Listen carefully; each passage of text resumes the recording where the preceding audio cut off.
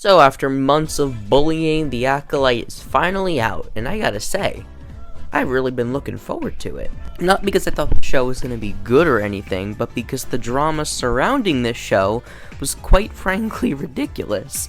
Every update we got, the show somehow caused more and more controversy. You got the showrunner, Leslie Headland, who is a very outward feminist, and because this is the internet, people got angry about that, I guess. The show also notoriously didn't cast a lot of white people, even though most of the talent were established actors and are well known for giving good performances, so I don't really see what people were complaining about. I don't know, maybe it's my terminally offline brain, I'm not sure. Quite frankly, I don't care what Headland's political ideals were, and I frankly don't care if the entire cast was made up of LGBT people of color. What's hilarious is how people overreacted simply because Headland wanted queer representation. I don't see what the issue is, especially since Disney isn't gonna let Headland get too queer, because if she does, then they can't market it in China. So I watched the show, and it's fine. It's okay. It's fine, I guess.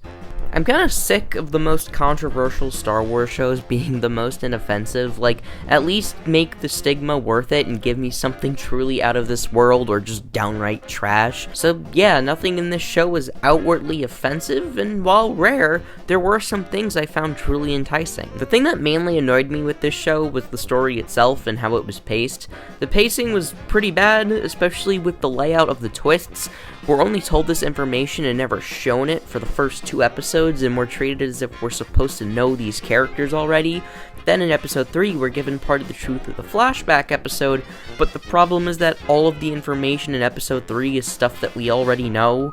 We know a fire was started, we know May was assumed dead, we know Osha escaped, so why are we spending all of this time with an entire episode on it? I genuinely think if we had episode 3 as the premiere, and we were already told the information beforehand, it would have made the present day story more exciting since we know the background of these characters.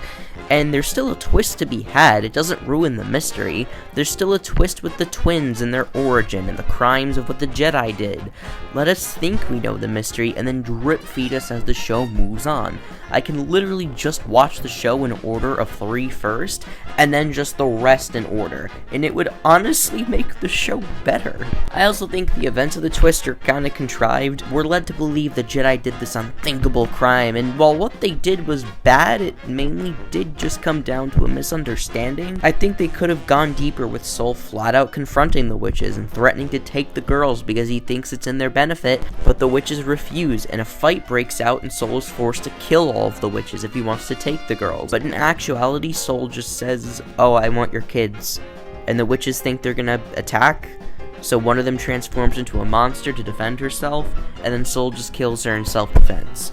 It mainly just comes down to it being a misunderstanding, and that kind of annoyed me, because this is what the show was entirely banking on. The acting in these flashback episodes weren't all that great. The witches come off as very awkward, and while that could have been intentional to make them seem otherworldly, it just came off as stilted. Also, the young actors for Osha and May weren't that great, and yeah, they're kids, it's not really fair to criticize them, but it's just jarring because we just got 3 Star Wars shows with some really good kid actors, so I kind of expected more, but also, again, I don't really want to dwell on this a lot, because they're kids, I'm not a monster. Lastly, I'm not really a fan of Osha and May. They're just generic protagonists, and their motives aren't super fleshed out.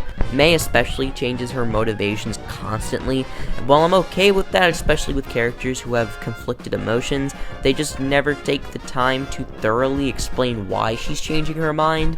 I don't know, call me old-fashioned, but I would like it if the main characters have a bit of character. So aside from the 2 flashback episodes being kinda whack and the twins being whatever, I did think the performances overall were really well done.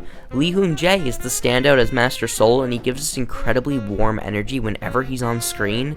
Manny Jacinto is great as offering a villain who's menacing and hateable, but also oddly endearing.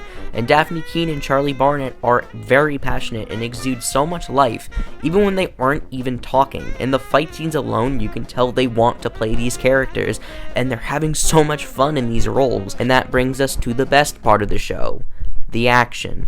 The action is easily what I would call the best choreography in any Star Wars show or movie since, like, the Star Wars prequels, there have been some good fights since then, but the ones in this show felt so fast-paced, like they were ripped right out of The Phantom Menace. They also offered different forms of window dressing to give each fight a unique identity. The fight in Episode 1 utilizes a character who has daggers, while the other has a lightsaber. Episode 2 mainly just uses hand-to-hand based fights. Episode 5 has Jackie dual-wielding lightsabers. The main villain has armor that can short out lightsabers, forcing the characters to get creative with how they need to fight. It feels like Headland set out to make the fights not just well choreographed, but unique, to have them stand out, and I commend her for it. I also think the show handles the fan service really well. Since this is like a century before the movies, there aren't many characters who can appear for cameos, but there were some familiar faces, and all of which enhanced the plot in some way. A lot of people took issue with Ki-Adi-Mundi showing up since he would have known the existence of a Sith in the story, and that would contradict his line in The Phantom Menace. If the Jedi really thought the Sith were extinct for a millennium,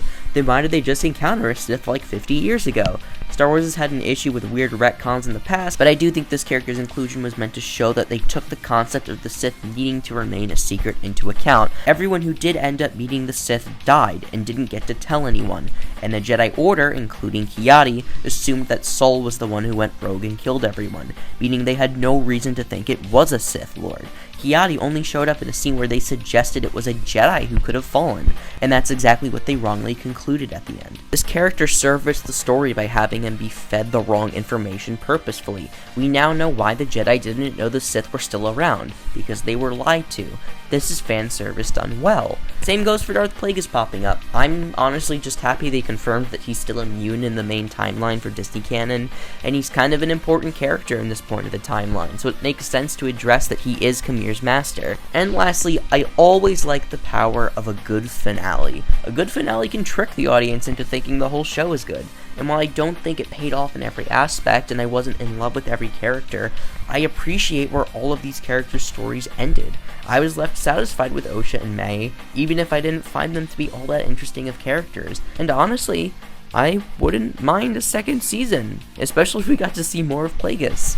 So, yeah, The Acolyte wasn't that bad. It wasn't really worth all of that controversy. It wasn't amazing, but I'd probably watch it again.